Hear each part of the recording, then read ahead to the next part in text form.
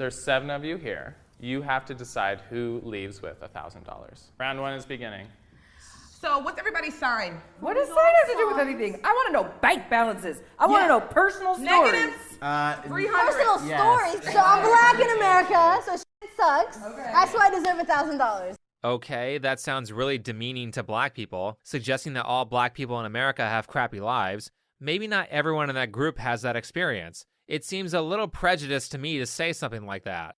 Wait. What if everyone who's not black leaves as a form of reparation? Holy and then the three of Hold us, on. then the rest of the 3 of us get to decide who takes $1,000. Love that. Wow, that went to full-on racism really quickly. I mean, we're only a minute and a half into a 20-minute video, and that's all it took for her to look at someone's skin color, know nothing about their situation, and say they owe her something. What if we donate the money? I know who needs to go because you said to charity, so. He's number 1. I think you gotta go. Like, I'm sorry. It seems like Joe, the guy in back, gave a selfless and moral suggestion while at the same time being a part of a group that Hodan, the Islamic girl, deemed as evil.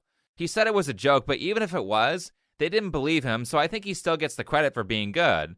Now, before we get into the rest of this, allow me to introduce the challenge. This video comes from a Seattle-based YouTube channel called Cut, and the series is called 1,000 to 1. In this show, a group of people have to decide which one of them gets $1,000. The game is played in several rounds, and they can pretty much decide who gets the money however they want, as long as when it gets to the last round, the final 3 unanimously vote for who gets it. Cut does this segment a lot. While most of them are kind of just innocuous and uneventful, this episode really shows how cruel and selfish some of the racial divide and conquer tactics have made people. Now, the contestants don't always do this in every episode, but this particular group has decided to make the decision by voting based on who they think needs money the most. So they have all chosen to give a quick speech on why they deserve the money. Let's hear some of them. I spend every single day trying to save the world. I work on issues of climate change. I am a good person, and I need new tires. That sounded really narcissistic. Self-proclaiming that you're a good person after suggesting that you use racism to determine who gets the money. Also, I would think that a good person who is here to save the world would want to maybe donate that money to an environmental charity, not buy tires, which, by the way, are made out of oil. Okay, here we go. I haven't been working since April. This will be my 3rd surgery within a year since my initial accident. Like, seriously, my bank account is literally like negative 300 right now. If you're going paycheck to paycheck, where are those paychecks coming from if you're not working? Hold up. If you got hurt at work, Where's your workers' comp? yeah. That's my paycheck to paycheck. But you only get how much of your income? You only get 60%. 60% of your income Exactly. since April. It's now, how you get workers' comp for 6-7 months? Like, y'all asking too much questions, but that is the truth. Did you guys hear that fake wind up to cry? Let's hear that again. Okay, here we go. Okay, here we go. I promised myself I wouldn't cry. Welcome to acting. And if you don't think she was trying to play it up, here's her telling Hodan to cry during her presentation. Give me your pitch. Give me your 30-second pitch why you deserve $1,000. Cry a little bit. Anyway, it sounds like Shakira here is more lazy than she is needy. I don't know what her accident was, but she seems to be standing up fine and looks free of injury. She might not be allowed to return to work for her initial job, but as far as I can Google search, there's legally nothing wrong with her getting a temporary second job. $300 isn't the end of the world. Go bust some tables or answer phone calls in an office. I mean, there are straight up multiple videos of you on Cut during the same time period before this video where you look totally fine and able to work. At this point, I'm not working as well. So my bills are, my husband was able to pay them, but they're coming up again. And we may end up homeless. So how long haven't you had a job? Since September. We're in October? Yeah, it's been 30 days. But are you choosing to be unemployed because the jobs that are available don't pay you as much money as you want to make? No, I'm choosing to be unemployed because the jobs that I apply for, they tell me I'm not qualified for because I'm black.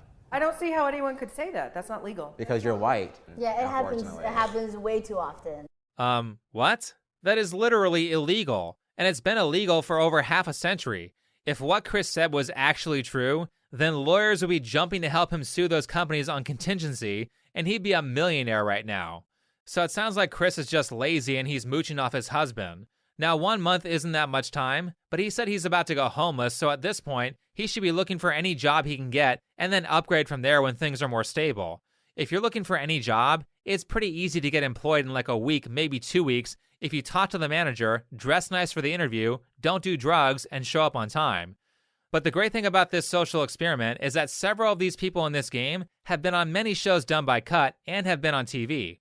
One of them happens to be Chris. He and his husband were on an episode of Divorce Court where his husband said this. He forget to tell you that he's been having problems with that boss, and for the last 6 months before he said got fired, I was like, you should be looking for another job. You should be looking for another, because once you lose your job, it's gonna be all on me. So he forgets to tell you that part. So yes, when he came home, oh, I lost my job. Yes, I wanna go fight because I told you that you're gonna lose your job, and then you did nothing to be looking for a new job now, you know? Or in the time that you knew that you were having a rocky situation. He's absolutely right. You don't wait to get fired. When things suck, you start looking for other employment while you still have a job. That's how you avoid going homeless, Chris. When you do responsible things, you don't have to make up some oppressor to blame your bad choices on. Responsible people blame themselves. And you can definitely hear that Chris's husband sounds mad that he has to foot the bill for Chris's bad choices. But okay, come on. There has to be someone here who I as a viewer can feel like is not a sociopath and deserves the money. I am 19 years old. I am a full-time student. Money would really freaking help. I just bailed out my parents 10 grand, and that was actually what I was supposed to use for my daughter's college fund. Sorry. What if we helped you by connecting you to a mentor that we know? Yeah, I know some people. I mean, if you give a man $1,000, you feed him for a day, but you teach a man to make $1,000 and you feed him for life. Finally, someone who sounds like they deserve it. She's made some mistakes, but at least she isn't making excuses or trying to narcissistically portray herself as a savior of the world. Here's what's funny though. A girl who is so broke that she can't find a few $100s for tires, and a girl who has a negative balance in her bank account are going to find Isla a mentor to teach her how to be financially free? I got news for you. If you had access to that kind of help, you wouldn't be on this show. And honestly, who in the hell would want to help people who are this cruel? My brother's getting married in Michigan. This is already a no. You want the $1,000 to go to Michigan? So I can Should be have at been the like wedding. my child. I'm not gonna be able to buy great gifts. Like that would have been way better. I want to be there for my brother and for his fiance and FaceTime in. Hold on. You could FaceTime him. Yeah. Yeah. I can't. okay, that's all I have to say. Geez, that was mean. She's trying to talk about a serious moment in her brother's life that she might miss because of finances, and you're just laughing at her. Maybe it's not life or death, but it's certainly better than, I'm too lazy to get a job, so give me money. I can see if they don't personally think that her reasoning is important, but the way they treated her is very sociopathic. Anyway, I'm going to skip over the other two people for time. After the speeches, they take a vote, and this guy Joe gets voted off first. Joe. Sorry, Joe, you gotta go. Sorry, Joe. Bye, Joe. Well done, Joe. I didn't have a wedding to go to or a car with tires. It was nice meeting you, Joe. There's where you'll sit. Okay. Yeah. Cool. I hate this. Now, if I wanted to play the same stupid game that some of them are playing, I might point out that after Chris called everyone racist and made an obviously untrue claim about why he can't get hired, they vote off the white guy first, and then Chris immediately goes and attacks the next person who he perceives to be white. Abby, you should go next because using the money for a plane ticket, and I feel like you can save for that. And if you really wanted to go, you could take the bus, you can take the Greyhound. I'm trying. Here's the thing though, Chris's claim was basically, I don't want to work, save me from being poor, whereas Abby actually has a plan that is actionable and can be easily afforded by the $1,000, which means that money will serve a specific purpose as opposed to just being spent on whatever. If we're talking about financial responsibility on a limited income, then budgeting money for specific things is essential. Otherwise, you'll have lots of waste. After this moment, Abby has basically had enough of their crap and goes off on them. I know I'm going next, so I just want to say something. So here's what I think is interesting, though. I've heard that I'm white, so I can't understand issues, or I never said that. I actually rewatched this whole thing specifically to check her statement, and she in fact did not say that. However, after seeing Shakira's behavior the whole episode, my mind was telling me that there was no way she didn't factor in race at some point. So I watched it a third time and found Shakira agreeing with Hodan when she says that everyone who is not black should leave. Wait. What if everyone who's not black leaves as a form of reparation? Hold on. Then the rest of the three of us get to decide who takes $1,000. Never mind that there's an Asian girl sitting less than 5 feet away from her. So Shakira may not have said anything about race, but she agreed and cheered Hodan's most racist statement, which makes her just as bad. So I just think it's interesting that race coming from me towards any one of you would be ghastly and inappropriate, but race coming towards any one of you towards me is appropriate and Please don't put me in that, because I never said anything about race, and I do did. not. And I would say that it's appropriate because you have the privilege to be a white person in America. I'm Hispanic. You should have spoke up. That's why I called you white the first time. Just take note of how mean and unempathetic the people who believe all the critical race theory doctrine are. We have Hodon here who claims she is a good person and is saving the world. Meanwhile, she does nothing but spew racism and makes this face while Abby is sharing her feelings. Then we have Chris, who claims he's a victim of racist hiring managers who are attacking him for being black. Meanwhile, he says mean things about Abby for being white, and she's not even white. And it wasn't like, oh, I'm sorry, I got that wrong. It was, well, you should have told me you weren't white. I thought that all these people fighting for equity and fairness were supposed to be the most compassionate and empathetic people on the planet. Yet all we ever see is angry and selfish people using this narrative to get things they don't deserve. The people on this show even admit that's what they were doing while making fun of another contestant for not being a sociopath. She should have used what she had to get what she needed. It's a Players Club line. Ronnie Ho quote, you live by it, you get Use everything what you you want in got life. to get what you want. Say it again, Shakira. Use what you got to get what you want. The best part is that as far as I can tell, the two meanest people in this social experiment are actually the most privileged out of the 7 people in the group. My priority is finding housing. Yours is getting some tires. I need to pay for my house too. You I didn't just bought say a house. that. I need to pay for From my house. according to you, I have a everything's house all loan set. that I would like to pay for before I die. Wait, like 5 seconds ago, Chris was about to go homeless, and now he's trying to purchase a house? What? So you don't need the money. If you're that broke, then use the down payment money you've saved up to pay your rent. Or maybe you stop doing this. Here's something that came from the divorce court video. I love this man, but we have a side chick problem, and it's not a person I can fight. It's a family member, and they literally, like, by every aspect of side chick, we pay for bills, we pay electricity, we pay for car payments, we pay for back to school shopping. During the show, Chris goes on to say that he made enough money to give this person 25% of his paycheck, took out a student loan to buy her a car, and then later bought her another car. Chris's husband, who is 3 years younger, strongly implies that he is footing the bill for a lot of this, which is why Chris can afford to give up 1/4 of his income. So Chris's husband is not only supporting Chris, but is also supporting someone else in Chris's family. In one video, Chris is saying he's broke, but in another video recorded around the same time, he's making it rain. Well, I mean, his husband is making it rain, by force. And then there's the Islamic girl Hodon, who actually has a house, so what extreme privilege she comes from. I understand this video was probably filmed in 2017, but owning a house was already hard then. Now, thanks to companies like BlackRock and Zillow buying up entire neighborhoods way over asking price, buying a house has become impossible for what seems like most people. So basically, like I said, they've exposed the whole CRT affirmative action grift, which is less about fairness and more about finding whatever trick or excuse they can use to unfairly get what they want. Getting back to the game, at this point, Isla, the girl in the red dress, has gotten blackpilled from the challenge and basically gives up. I'm starting to feel bad for everyone. I'm at this point where I want to stick around in the match so I can be actively in the discussion, but I'm like starting to hear everyone's input, and I'm like, oh shoot, like maybe I don't deserve this, you know? I'm like, fuck. Were you forfeiting? No, I'm not forfeiting. Well, sort of gives up. It was a funny quip, but she wasn't lying. She decided her soul wasn't worth $1,000, gives up, and gets voted off the challenge immediately after this moment. Anyone who thinks that Abby should go home, raise your hand. Anybody thinks that Isla should go home, please raise your hand. One of the things I found more disturbing about this video is that I know there are people who have their price, but I was shocked at how little money it costs to get some of these people to act terribly. $1,000 isn't that much money, especially when it comes to burning your reputation in front of millions of people. The worst of them look like they're at least in their mid-20s, and we know from divorce court that Chris is 28. At that age, this should not be so much money that you're willing to destroy people for it. That being said, they did this same experiment with teenagers, and they were far more well-behaved. How they should be embarrassed that a 19-year-old who has a child was way less selfish than they were. She literally said, like, I don't know if I deserve this. Like, that's what she said. Like, that's how she said it. And I'm like, wait a minute. Honestly, I'm at that point where I'm starting to think whoever does get the money does not deserve it. You got up there and you started crying. And you were like, I don't even know if I deserve this. Okay, well, never mind, Abby. You next. Yeah. Yeah, you had one thing that none of us do, and it's a child. It's a child. You could have played that baby card. My baby ain't got no diapers. My baby ain't got no wipes. I'm out of breast milk. That would have worked on me. I think that after Isla gets voted off, the most entertaining thing is just watching her slowly lose faith in humanity. Here's her grabbing a box of tissues after seeing this horrible display.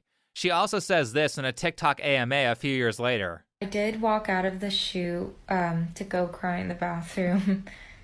Yeesh. She definitely learned something about people that day.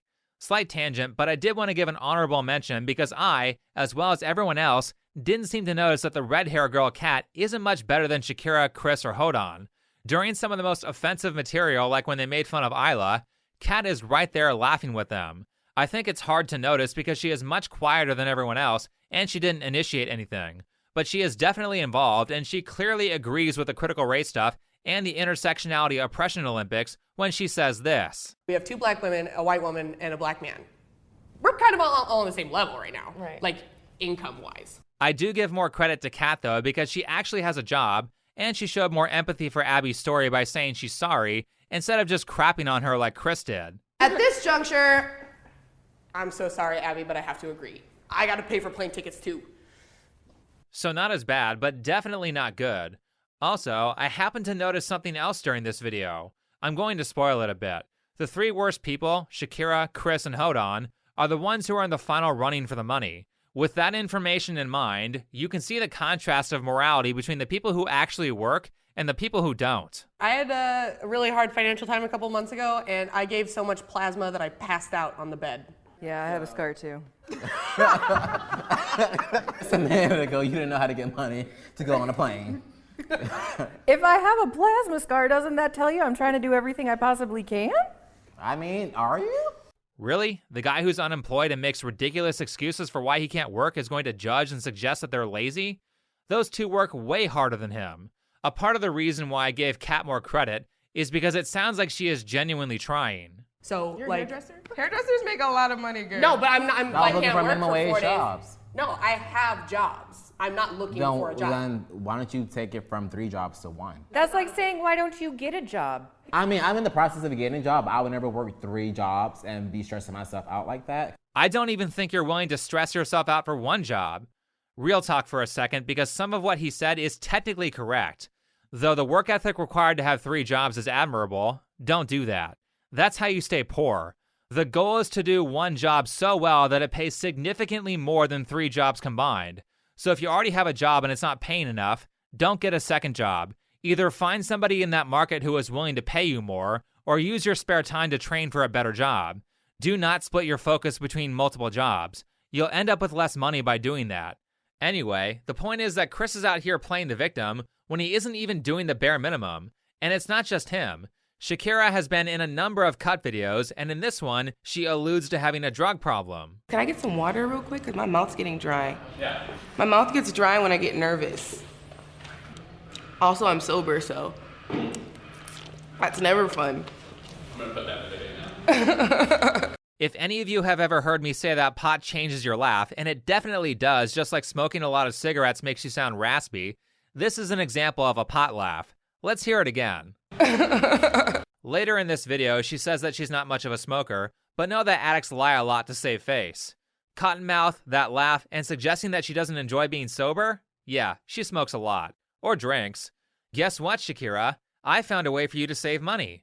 I lived in a state where weed is legal long enough to know that it can get pretty expensive, especially for a regular user. Maybe it's time to stop. Also, maybe spend less time doing casting calls for cut and go find something that actually pays. As for Hodan, though I can't really find any additional information on her, I get the sense that she is similarly irresponsible. When she is asked why she needed the money, she didn't say, "I'm working hard and I can't figure it out," like the 4 others did. She said, "My life is bad because of my race." She also said she did some sort of work with climate stuff. I don't know if that's some sort of charity or if that's her actual job. If it's charity, then she should stop. If you can't afford tires in a place where it rains a lot like Seattle, then you don't have the luxury of doing charity. Charity comes after you are able to take care of yourself.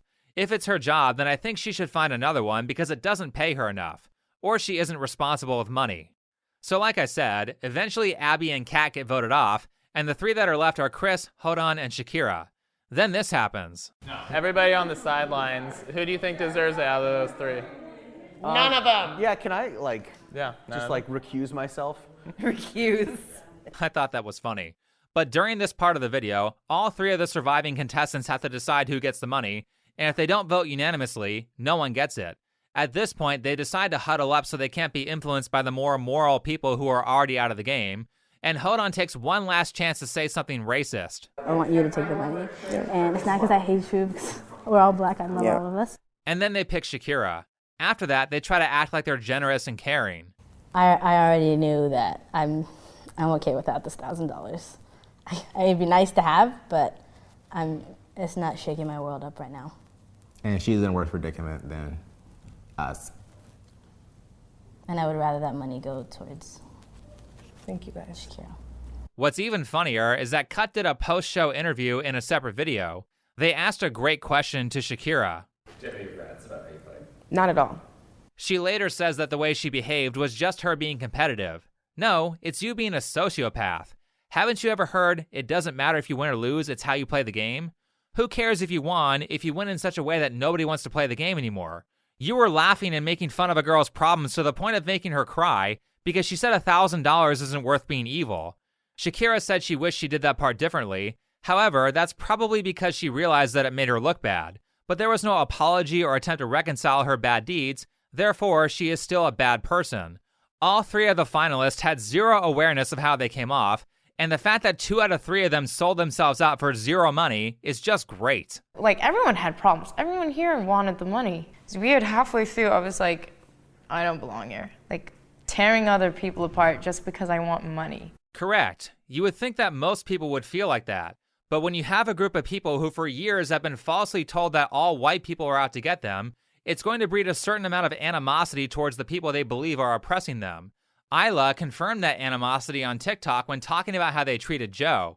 There's literally no other way that I can put this, and this is not speculation either. It was like mentioned during shooting, but essentially it's because he was a straight white male.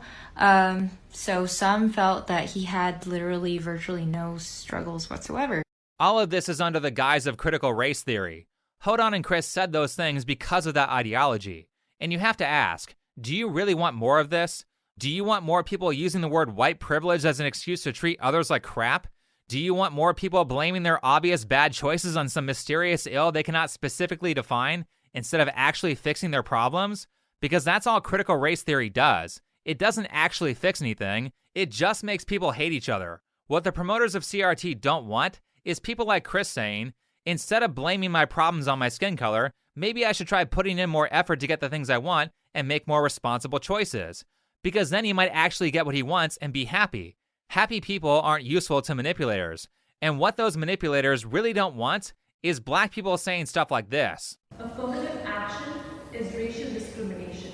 Yeah, it's racism. It is racism. If you are taking a group of people and judging them on their race and setting them aside, giving them a special treatment, if you are uplifting a person or you are trying to suppress a person because of their race, that is racism. The race grifters really don't want that message to be popular with black people, which is why they do things like call Larry Elder the black face of white supremacy when he ran against Gavin Newsom in California, even though it goes directly against what they say their diversity and inclusion goals are, because Gavin Newsom is a rich white male and Larry Elder is black.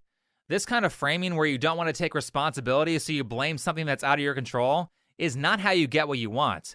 And people don't just do it with race, they do it with all kinds of things. Lots of people are guilty of it. How many times have you heard a YouTuber blame the algorithm for when their views start going down?